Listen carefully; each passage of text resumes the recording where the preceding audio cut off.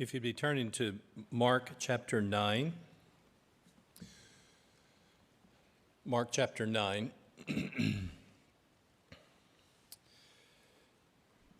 A part of the benefit, hopefully, of a Bible class, whether it's obviously here in a smaller setting, is that it also gives us, I don't know if the word insight is the right word, perspective, in also just reading and studying Scripture on our own. And what I've chosen to do today, and we're going to read the section that we're going to come back to, but especially I want to look at this in terms of what is going on, and we're going to use the book of Mark, and there's a couple of reasons for this. As we said earlier, and this still just is such an amazing thing to me, 90% of Mark is in the book of Matthew, and 50% of Mark is in Luke.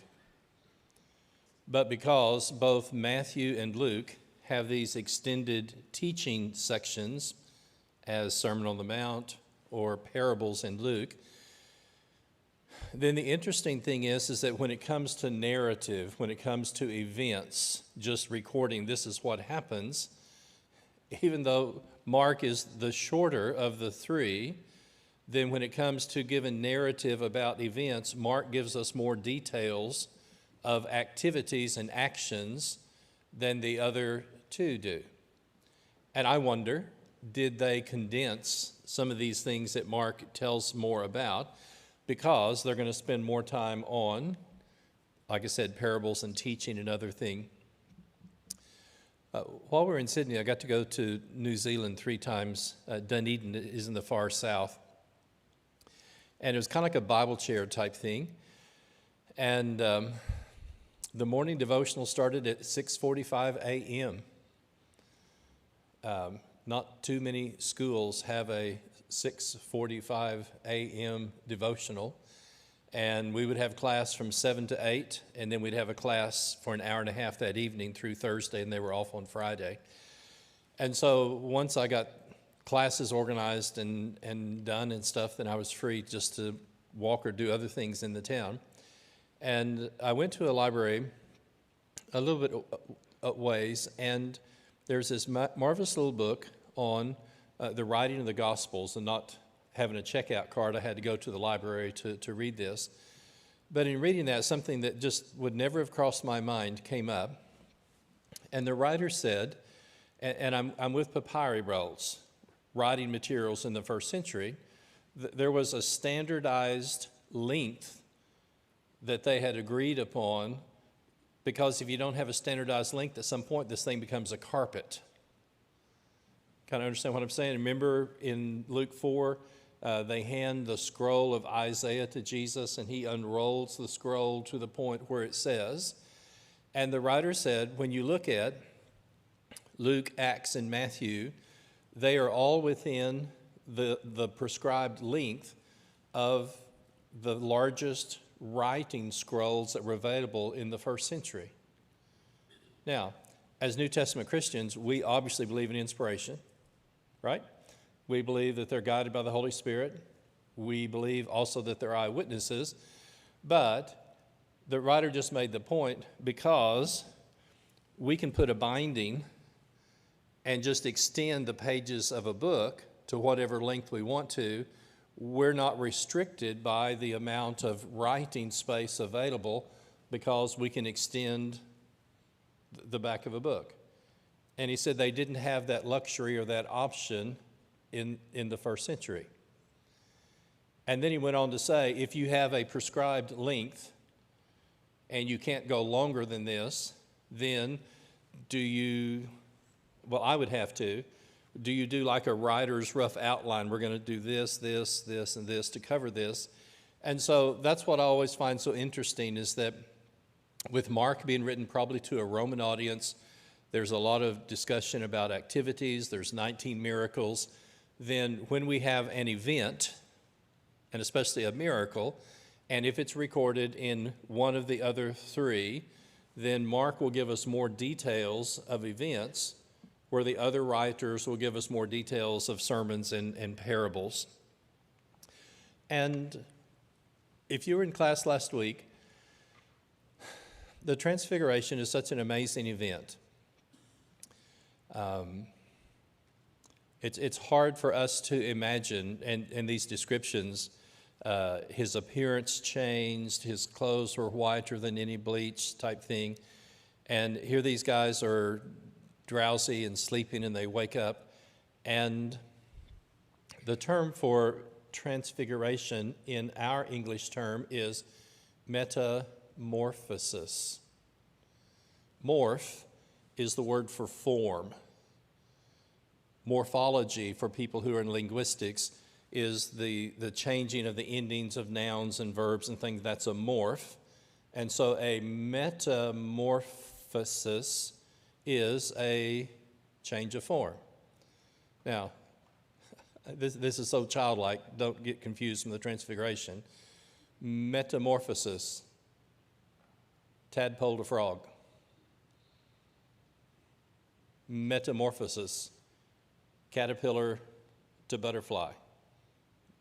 See from science what I'm trying to say? There is actually a change in the form. And my grandfather ran a country store during the Dust Bowl, and he was coming home from Elk City at noon one day, and I don't know if it's a Model A or Model T, but it had an ornament on the front. He said, "Son, it was so black at noon, I couldn't see the ornament on the front of my own car." And you've seen these pictures of these black clouds rolling in, and it's just hard for us to imagine being so dark at noon that you can't even see, the very front on the hood of your car. But we were given an assignment to ask him once, what makes you happy? And he said, "What makes me happy is seeing a frog in a mud puddle." And if you grew up during the Dust Bowl when it didn't rain for most of a decade, something as little as seeing a frog in a mud puddle to him was something of happiness. And so when I think of the Transfiguration, then I think he started out as a tadpole with a tail and everything else, and he goes through this transformation and then becomes the frog. And of course, my favorite is how the monarch butterfly gets from Mexico all the way up through North America and makes the journey back. No GPS, no radar control, and they keep laying the eggs and the larvae, and they keep hatching, and this transformation takes place. Well, this is the description in the first three Gospels of what the apostles saw on Mount Sinai. They saw a change of form in our Lord. Now, quick footnote. Through the years, especially working with people who've never read their Bible, it's always interesting, and I told you this, I still just shake my head. His name is Mark. We're outside the Macquarie building. We read John 3:16. I says, "Mark, does that sound familiar?" And he just shrugged, and he says, "Never heard that before in my life." And it's hard for those of us that grew up in Bible school to imagine that you can be 27 years old and you have never heard, "For God so loved the world." But as people like this become Christians, at some point, look at all the questions they have, like, well, what will we be like in heaven? What does it mean, like the angels and neither male nor female? And again, childlike, but that's where I'm happiest a lot of times. I just tell them, 1 John tells us that when he appears, we will see him as he is. And number two, we will be like him. And whatever Jesus is like now, back in heaven, if you and I are like Jesus, we're going to be happy with that. What are all the details about that, the metaphysics of it? What does that mean? I'm not completely sure, but we will undergo a metamorphosis because flesh and blood shall not inherit the kingdom of heaven. And then listen to metamorphosis. Do not be shaped by this present world's way of thinking, but be what? Transformed by the renewing of your minds. Romans 12, 1 and 2. And so spiritually, as Christians, we are to be undergoing a spiritual metamorphosis, and can we even say from the form of being a babe to growing mature, and the same way that they saw a change of form in Jesus, Lord willing, and you would hope, 10, 20 years later after becoming a Christian, we look more like our Father spiritually than we did when we began. And remember when Moses was on the mountain, he would come down, his face would radiate with the glory of God, and they had to put a veil over his face. 2 Corinthians 3:18, we who with unveiled faces are beholding his glory, we are being, and guess what? Transformed from one degree of glory to another. And so what the apostles saw on Mount Sinai physically is to be spiritually what is to be happening and taking place within us as Christians as we walk the walk. And while Moses then had the veil because of the reflected glory, we take the veil off, we behold the Lord's glory. And the last thing, and then we'll read this passage in Mark 9. I just find this so interesting. All of the transformation and change passages in Paul are passive. Do not be conformed and conform. See here the word form? It's like our morph word. Do not be conformed to this world, but, and here it comes, be transformed. Be renewed. Be changed. And this is hard to say, but let me try to say it like this. I'll just kind of stumble into it. If I had the power to change myself into the image of God, I wouldn't need God in the first place. And then you stop and think about it.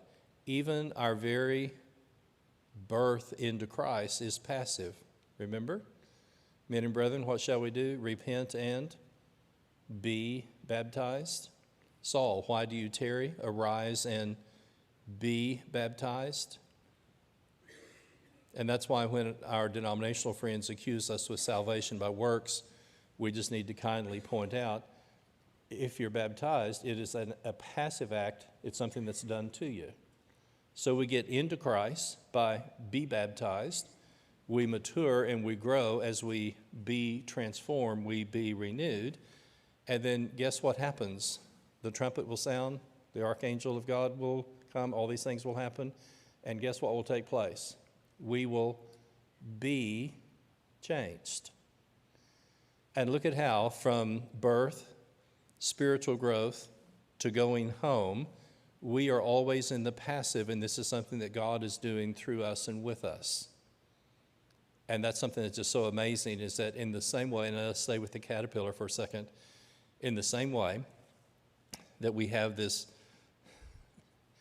I don't know if you'd call him ugly, but very seldom do we call bugs cute, but we have this little caterpillar thing, and then eats the larva, the larva eats the leaves and things, makes the shell it goes into, and then comes out.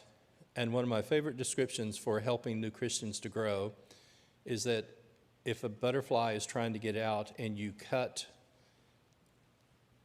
the shell thing that he's built, he won't be able to fly. It's the struggle of him getting out that gives him the strength to be able to fly.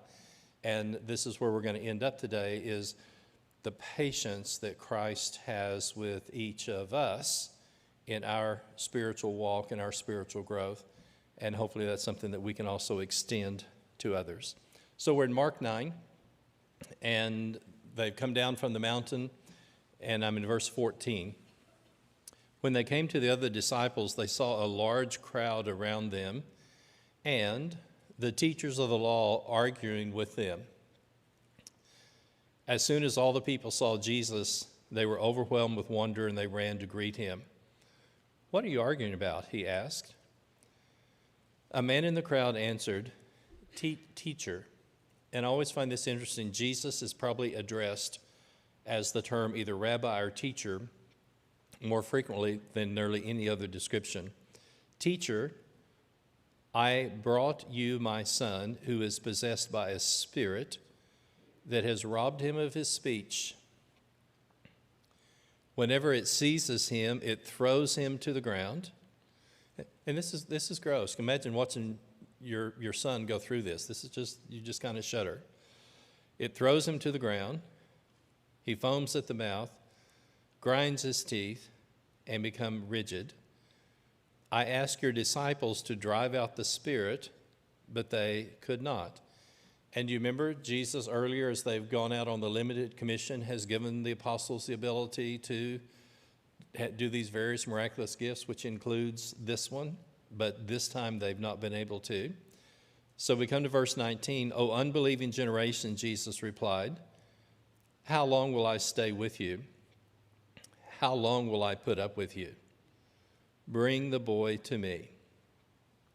So they brought him, and when the spirit saw Jesus, it immediately threw the boy into convulsion. He fell to the ground and rolled around, foaming at the mouth. Jesus asks the boy's father, how long has he been like this? From childhood, he answered. It has often thrown him into fire or water to kill him. But if you can do anything, take pity on us and help us. What do you mean if I can, said Jesus. Everything is possible for him who believes. And immediately the boy's father exclaimed, I do believe. Help me overcome my unbelief. And when Jesus saw that a crowd was running to the scene, he rebuked the evil spirit. You deaf and dumb spirit, he said, I command you to come out of him and never enter him again. The spirit shrieked, convulsed him violently, and came out. The boy looked so much like a corpse that many said, he's dead. But Jesus took him by the hand, lifted him to his feet, and he stood up. And after Jesus had gone indoors, his disciples asked him privately, why couldn't we drive it out? And Jesus replied, this kind can only come out by prayer. What I'd like to do, and if you've been in a class earlier when we looked at Mark, this will be a quick repeat. But to me, this is a part of a very important narrative that is in the middle part of the book of Mark. And if you notice, and this is the structure of the book, Mark, through the first 8 chapters, is this description of the early ministry, and I'm not sure, there's either 3 or 4 times that Jesus encounters an evil spirit. And what is always interesting is that every time, and the confession is not here, but in these earlier chapters, every time an evil spirit sees Jesus, what do they say? We know who you are, the Holy One of God. Have you come to torture us? And there is an immediate confession by the evil spirits to the deity of Jesus. And what just always strikes me as so interesting, and if we're doing a 1 to 10, of all things, we're putting the evil spirits over here, and what are the religious leaders saying? Who gave you this authority? Who do you think you are? And they never can acknowledge or confess not only that he's not the Son of God, they don't even acknowledge that he must be Beelzebub, he must be casting these out by evil spirits. And on a continuum of 1 to 10, the evil spirits are closer in their understanding of Jesus than the religious teachers are. Isn't that ironic? And especially because of their traditions and because they do not want to accept that he is the Son of God, it is going to be not only those questions, but that opposition that eventually gets him crucified. And it's just hard to imagine that the religious leaders turn out to be the biggest opponents and those who readily confess and acknowledge are those who are evil spirits. And when we come in the book of Mark, then Peter's going to confess, you are the Christ, in Mark 8:31. And what we have, and we've done this before, but I just wanted to look at it in this way. As soon as Peter confesses, you're the Christ, 3 times, then Jesus starts talking about the Son of Man is going to Jerusalem. We will be betrayed. We will be handed over to the chief priest. Sometimes the word beaten is there. He will be crucified. He will be killed. And on the 3rd day, he will rise again. And so you come in the book of Mark, you have all of these events and all these miracles take place. And then as soon as Peter says, you are the Christ, we're less than a year from the cross. And my heart goes out to the apostles because they've been with Jesus 2.5 years, and now all of a sudden he's talking about getting killed. Now all of a sudden he starts talking about a cross, and they're just as confused as they can be because they've been with him 2.5 years and he's never brought this up. And so now we're within a year of the cross. And what takes place, and Mark does this the clearest, every time Jesus makes a prediction, we're going to Jerusalem, I'm going to die, and this is what's going to happen, there is an immediate response from the apostles that shows not only do they not understand, but at this point they are opposed to what Jesus is going to do on the cross. And so if you notice kind of the upper third, those dark parentheses, I always just find this very interesting. As we get into this section, before Peter makes his first confession, Jesus heals a blind man. But do you remember what happens with that blind man? Can you see? Well, I can see, but it looks like people walking with trees, and he has to come back and do it again. I think there's an important reason for that we'll come to in a second. And then here come these 3 predictions. We're going to the cross, we're going to the cross, we're going to the cross. And then Jesus also heals a blind man. And you have this parentheses around the predictions and the denials of Jesus healing, physically healing the blind, which spiritually invites us to ask the question, who is really blind? And in the same way that Jesus heals the blind man partially and then comes back, Peter says, you're the Christ. He partially understands, but he doesn't completely understand. And so I just wrote these 3 predictions down, and they're very, very similar. You'll see the word suffer, rejected, be killed, 3rd day rise again. And I always remember these. This is like coming home, you've had supper. These events happen at 8:30, 9:30, and 10:30 in the Gospel of Mark. And then you come to 9:31. The Son of Man will be delivered into the hands of men. They will kill him. After 3 days, he will rise again. They didn't understand. And then in chapter 10, we are going to Jerusalem. The Son of Man will be delivered to the chief priests, the scribes. They will condemn him to death, deliver him to the Gentiles. They will mock him, spit upon him, scourge him, kill him, and after 3 days he will rise again. And then here's just this marvelous statement. This is the 3rd time in Mark 10:45. The Son of Man came not to be served, but to serve and to give his life a ransom for many. And while Jesus is talking about the spiritual reality of the ransom price that is going to be paid for salvation, notice the response, and this is the misunderstanding. After the first one of these, Peter took him aside and rebukes him.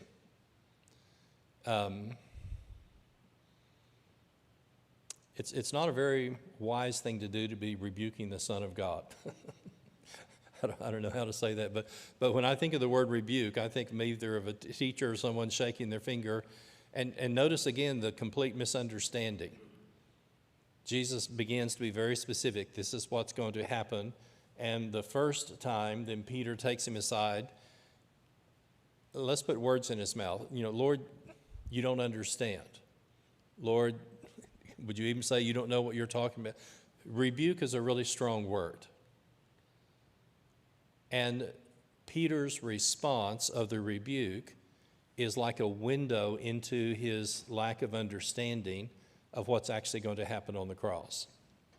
When you look at the second one, Jesus has made this statement. Mark tells us they don't understand. They're afraid to ask. And then he asked them, "What were you discussing on the way?" And they were silent because they had been talking about who is the greatest. So the first time Peter rebukes him, the second time they don't want to say anything, and they're involved in their favorite conversation, which is who's going to sit on the right hand, who's going to sit on the left hand, and who's going to be the greatest. And it's like just the whole thing just kind of goes over their head and they don't understand it all. The third one is they're on the road to Jerusalem. Jesus is walking ahead. They're amazed, and those who followed were afraid.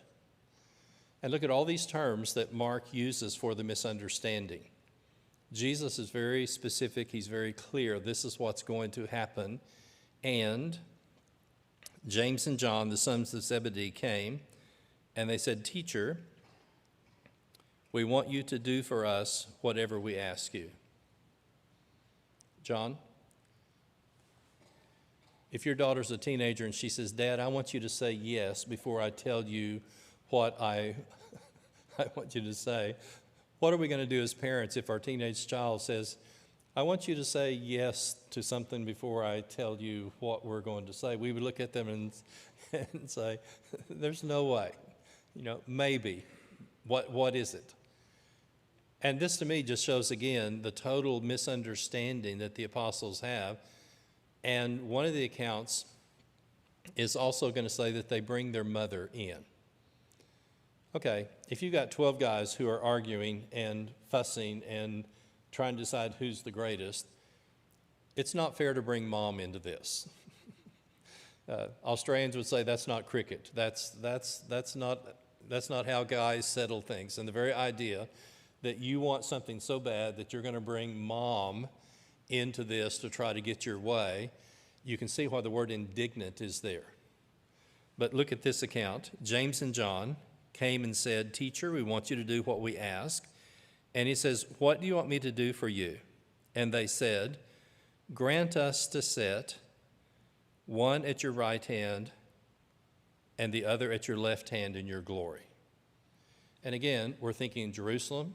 We're thinking of a physical throne. We're thinking of an earthly kingdom. They are not thinking of the right hand of God and the glory of heaven. That's just not there. Now, the reason I wanted to go back and review this real quickly is that when Jesus heals this boy, the unclean spirit, we're between the first and the second prediction. Okay? You see what we tried to say? There's these three different predictions, and the healing of this boy with the unclean spirit, demoniac, however you want to describe it, takes place between the first and the second. And so not only do the crowds around Jesus not understand, his apostles are totally in the dark about what's about to happen in terms of the events that are going to take place at the cross. I wanted to do something from Luke, and I'm just close to the bottom after that dotted line. When we come right after this event in the Gospel of Luke, and I always just put blinders on physically when I read this, Jesus sets his face toward Jerusalem. My dad was about this tall, and as I've told you, was breaking horses for grocery money for $25 a head when I came into the world. That's a hard way to earn $25, is to break a wild horse. But for several years, he was also a jockey. And a lot of times, what do they do to the racehorses? They put those blinders on so that they primarily look straight ahead. They're not distracted by things going on around them. They're not looking around, and they just are focused straight ahead. In 9:51 of Luke, Jesus sets his face toward Jerusalem. And something very significant is going to take place. Here's another parenthesis. And I think this is important just for us to kind of again see the context of the misunderstanding. Just before this, and if you have Luke 9:45, there's two of these. One is in chapter 9, one is in chapter 18. And some of the newer translations will just use the word hidden. The English Standard uses the word concealed. It was concealed from them so that they did not perceive. Some translations will say hidden. So here we are. We're about to make the last trip to Jerusalem. We're within months of the cross. And from 951 into chapter 18 is unique in Luke. But when we get to chapter 18, verse 34, notice the same thing is said. It is hidden from them, and they were not able to grasp it. And here's something I just want you to consider. This is what I think, and I could be wrong, but just think about this. Two things are going on simultaneously. On the one hand, we just have the personal rivalry between 12 guys. Okay? And their number one conversation is, who's going to be the greatest? And who's going to sit on the right hand and the left hand? And they talk about that more than anything else. That's repeated more often in the gospel accounts than anything else. So you just have, can I just say, the rivalry of 12 guys. But all of this also has very clear earthly implications for both power and prestige. James and John are not thinking of sheep and goats, and sheep on the right hand and goat. They're not thinking of that. They're thinking of physical power. So we have this going on. But Luke tells us also something very interesting. It was concealed from them. I wonder if God concealed it from them. Do you remember Jesus sends the 12 out on the limited commission, and they have parables of soils and sowers and other things? And what happens in a short period of time? 5,000 men run around to the other side of the lake, and they're ready to make Jesus a king by force. I wonder, and Luke is the one who tells us this, in order to bring the events of the cross about without violating anyone's free will, the full implications of what is going to happen. One, they don't grasp, they don't understand, but it appears to me it also is hidden from them, it is concealed from them, and if God has concealed it from them, they're not going to be able to understand it. Now, when does the light come on? I mean, Luke 24, the two men on the road to Emmaus. Why are you so sad? Are you the only one who hasn't heard about what's taken place? Oh, what's taken place? Well, Jesus of Nazareth, he was a prophet, mighty in word and deed. And the two men on the road to Emmaus start explaining this. And what does Jesus do? Beginning with Moses and the prophets, he explained all of these things to them. And then in a little bit, when he breaks the bread, what happens? Their eyes are open. And these are the first two that get it. And then Jesus appears in the upper room. And what's the process? Beginning with Moses, the prophets, and the Psalms, he explains all of these things to them. And I think for the first time, they begin to understand. But it's still going to be a long process.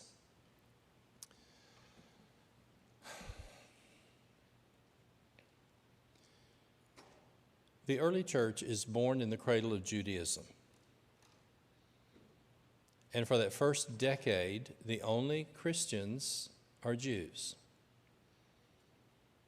So if we're in the first decade of the church, we could sing, Jesus loves the little children, all the children of the world.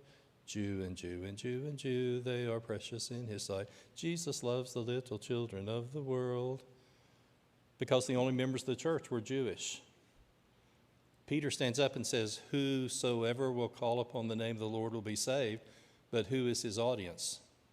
Jews from every nation under heaven. And Cornelius, again, easy to remember, Acts chapter 10 is a decade after Pentecost, and a decade later, Peter still doesn't understand that there's going to be people from every tribe, every tongue, every people, and every nation in the church and in heaven.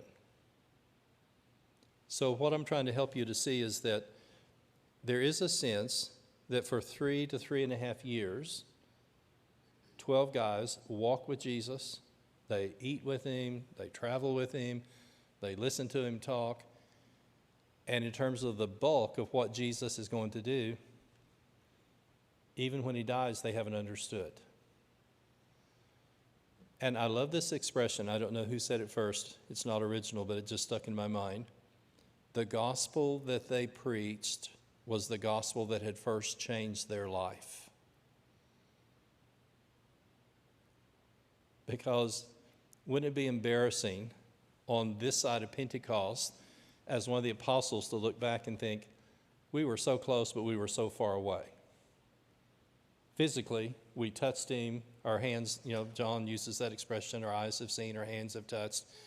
But spiritually, we missed the whole thing. But Jesus was persistent, and he stayed with them the whole time.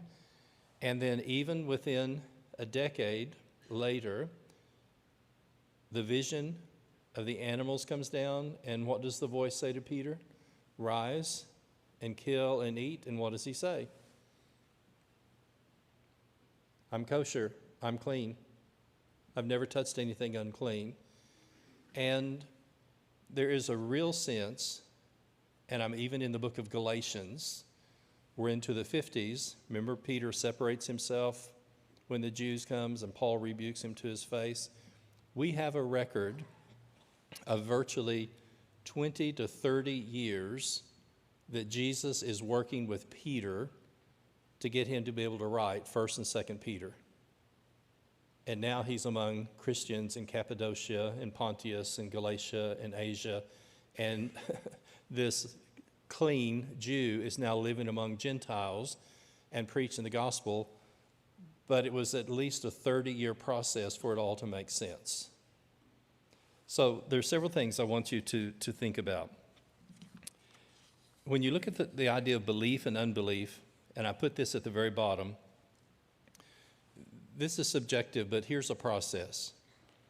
It starts with hearing, then there's some sense of understanding, then you have believing, I call this the initial starting, trusting, and then walking by faith.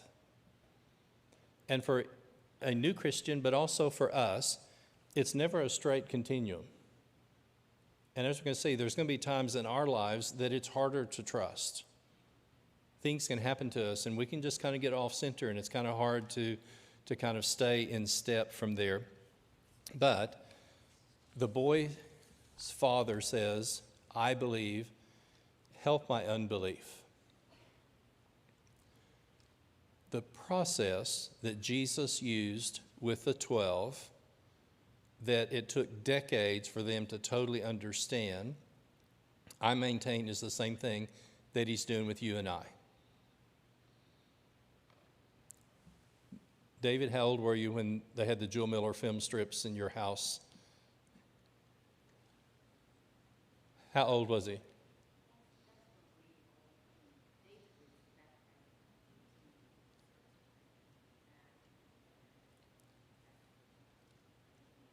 But how old was he then? 18 to... Yeah. So we're baptized at 18. A lot of things take place and happen. And then in the 30s, a guy comes in and shows the Jewel Miller film strips. Restored. Boys are baptized. And you look, God's involved in a 20 to 30 year process in his life to bring him to the point of faith where he is now. This is true of us. It's also true of our physical children. And at times, some of us will have children that have been raised in the Lord and are not living up to their raising. And we continue to pray for them. We continue to encourage them as we can. But you stop and think, God is still wanting to work with them and through them and on them the same way he was with the apostles. And if the boy's father hadn't at least believed that Jesus could heal, he wouldn't have brought him to Jesus. And I thought this was really interesting. Moses is on the mountain. He comes down. The people are involved in idolatry. They're punished. Jesus comes down and extends mercy. And one of the things that I learned from this is that in our personal lives, faith is never a straight line. Sometimes it's going to go up, and sometimes we're going to struggle. One of our sons' dear friends, his junior year of high school, was killed by a drunk driver in front of Crossroads Mall. And there were 3 trials. And the girl had been on the wrong side of the road since General Motors, so she'd been on the wrong side of the road for maybe 5 or 6 miles, runs into Ryan, hits him head on, and kills him. If you're the mom and the dad, how long is it going to take you to recover from that? May I use this term? At different times, we're all going to have Job experiences in our lives. God is still there, and God is still at work within us. But just notice the patience that Jesus had with the 12 is the patience that he has with us. And I just thought of 2 songs. One was, I believe in a hill called Mount Calvary, and that belief is so important. But the children's song is what I want to close with. He's still working on me to make me what I ought to be. It took him just a week to make the moon and the stars, the sun and the sun and Jupiter and Mars. How wonderful and patient he must be. He's still working on me.